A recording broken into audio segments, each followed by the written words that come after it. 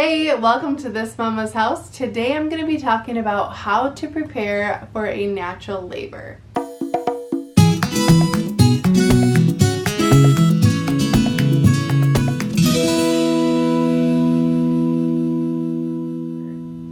Hey guys, if you are new to my channel, my name is Tabitha. I am currently pregnant with my 5th baby. He's coming literally any day now. I'm almost 39 weeks. Well, actually, I'm 39 weeks today. Yay me! So I'm excited to share this video with you guys. I think that it's going to be really helpful for those of you who are planning a natural home birth or just a natural labor in general. I am going to do a home birth if you're new to my channel and you didn't know that. I'm really excited. I shared all about my home birth kit and what I have on hand for it. I've shared different postpartum basket, breastfeeding basket, lots of fun content. So I'd love to have you subscribe if you are new. And I also post homemaking videos too, like cooking and cleaning. So let's just get right into it. I'm going to share 3 different categories. Natural birth must-haves, things that you should have on hand or take, like supplements. So the must-haves, then also how to prepare your body physically for labor, and then also how to prepare mentally for labor. So let's get right into it. So the first thing I think we should talk about is the natural birth must-have. So for me, one of the must-haves that I do throughout my entire pregnancy is drink red raspberry leaf tea. So this tea is not my favorite as far as how it tastes, but it definitely works wonders. I didn't take it with my first baby, but I've taken it with all of the rest, and I totally noticed a difference with not only my labor being a lot easier, but mostly like my recovery being a lot shorter.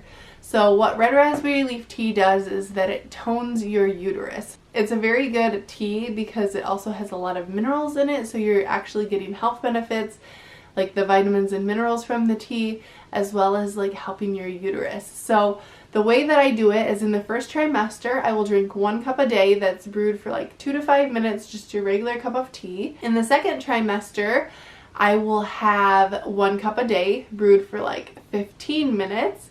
And then starting in the 3rd trimester, I brew it for 24 hours. And I will have 1 cup a day brewed for 24 hours. And then the last few weeks of pregnancy, like 37 weeks on, I will have an entire quart of the tea. So I like it iced best. It doesn't taste the best. Some people like it, I guess, or add honey or something. I just drink it straight up iced and kind of chug it down. But red raspberry leaf tea is definitely a must-have for mamas.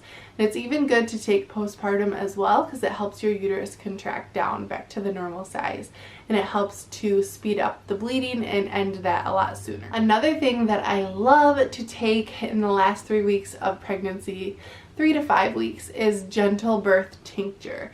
So Gentle Birth is an herbal supplement that also helps to tone your uterus. So Gentle Birth has a bunch of different herbs in it, and it helps you to have a quicker and easier labor as well as a quicker and easier postpartum. So it's a lot like the red raspberry leaf tea, and actually one of the ingredients in Gentle Birth is red raspberry leaf tea, but there's just some other things that all work really good synergistically together to help support your body for labor. Another supplement I love to take is evening primrose oil. So starting at 37 weeks, I take 2 a day, 1 in the morning and 1 at night. And I love this supplement because it helps with your mood, but it also helps with skin elasticity. So it helps you to have healthy skin that's stretchy and a lot less prone to tearing. And then also at like 39 weeks or a little bit before 38, 39 weeks, you can also insert one vaginally at night, and it helps to soften your cervix and just like soften all the tissue in that area. I love evening primrose oil for postpartum as well because, like I said, it helps with your mood, so it can help you to avoid postpartum depression as well. Another must-have is dates. So this is definitely not an old wives' tale. This is totally facts, you guys. If you eat 6 dates a day in your pregnancy, your labor is going to be a lot smoother, a lot faster, because the dates actually help to soften and prepare your cervix for giving birth. And it's even said that Mother Mary ate dates when she was pregnant with Jesus. So there's something to be said about that. Another thing I like to do is take homeopathic remedies.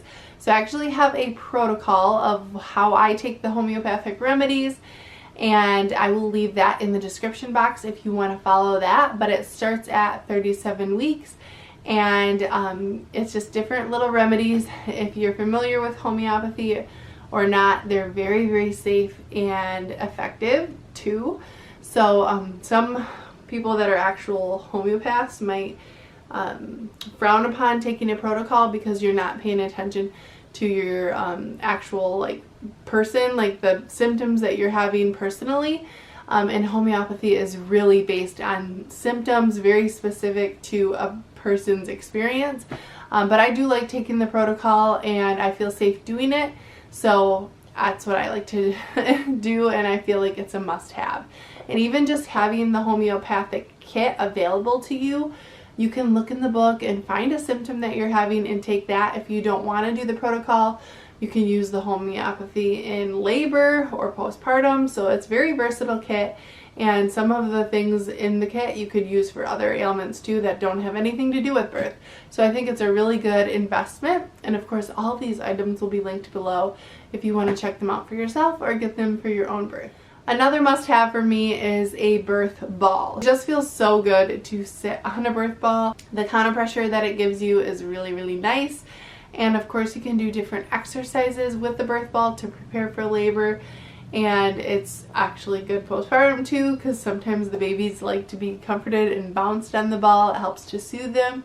So I think having a birth ball is definitely a must. Now we're going to talk about how to prepare your body physically for having a natural labor.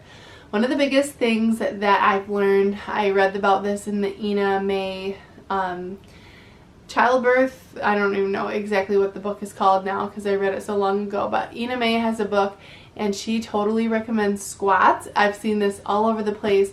Doing squats can really help too because it just strengthens your thighs, and it also helps to strengthen your pelvic floor. So it's just a great exercise to do to prepare for labor, and it can help to open your pelvis too and help the baby to descend down and get into the right position. Another thing, like I said, is exercising with the birth ball. Stretching is a huge thing too because you want to be loose in all of your muscles down below your waist. So, you know, your hips and your legs and your pelvis, you just want to be very flexible and open and loose, not tight. So there's a lot of different stretching exercises that you can do, prenatal stretches. You can find videos on here on YouTube for those exercises, or I just like to intuitively stretch. So I will just take a few minutes before I go to bed and I'll sit on the floor and just kind of start stretching and doing what feels good to me. And it always just makes me have a better night's sleep, and I know that baby is getting into the right position. Another thing that's amazing for preparing for birth is super simple, and that's walking.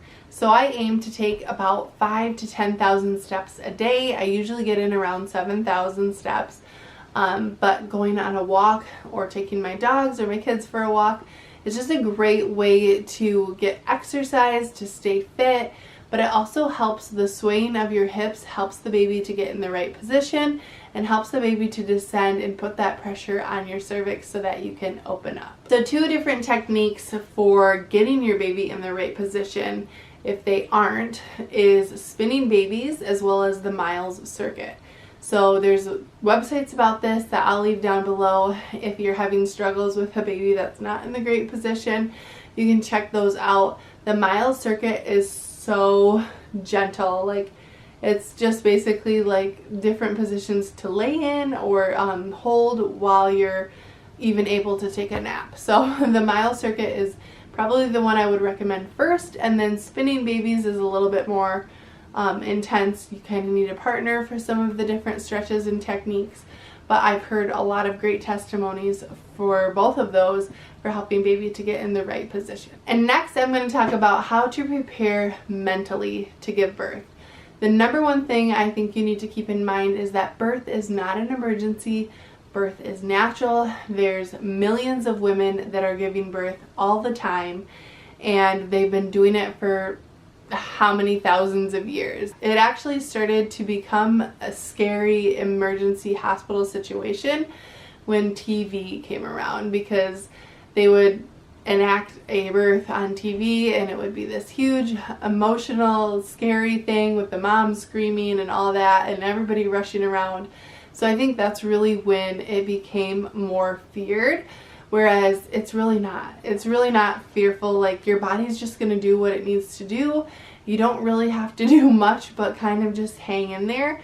And so that's definitely the biggest thing that I think to remember, is just know that it's a natural process that is totally safe. Another thing that I do to prepare mentally is to pray. So I like to just trust in God and trust in my body, and I like to find different Bible verses that really support me and that just like click with me, you know. So one of the biggest ones is Matthew 7:7, and that one is ask and you shall receive. So I'm asking God for a great and easy delivery, and I know that that Bible verse says that I will receive it because I asked for it. So just praying and sort of meditating on how you want things to go is a really great way to prepare mentally. Another thing that I love to do is listen to birth affirmations, or you can even just print them out and read them. So there's just a lot of different I am affirmations, or just things that kind of you can say to pump yourself up, or get yourself in a really great state of mind in knowing that you can do it. So the affirmations are very powerful and can just totally switch those negative thoughts off, and I love listening to those. My favorite affirmations or declarations are the Childbirth in the Glory soundtrack, and there's actually a playlist here on YouTube where you can listen to it, but it's very biblical and powerful, like really, really powerful. So sometimes I will take a bath and I'll just let that play while I listen to it, or I'll put my headphones in as I'm going to sleep and I'll listen to that Childbirth in the Glory soundtrack. And it's just very inspiring, and it just makes you feel so powerful to hear those affirmations being declared. Another thing that I've personally never tried, but I've heard a lot of good things about, is hypno babies. And it's a lot of the affirmations, I believe, and different like breathing techniques. I'm not 100% sure, but I definitely have heard a lot of good testimonies about people that have used hypno babies and they recommend it 100%. So those are just some really great choices for you to be able to prepare mentally for childbirth. I hope this video was helpful for you guys. I gave you some must-haves, some ways to prepare your body, and some ways to prepare your mind to give birth to your beautiful baby. So give this video a thumbs up if you enjoyed it. Subscribe if you are new. Check out my pregnancy and baby playlist, and we'll see you guys in the next video. Thanks for watching. Bye!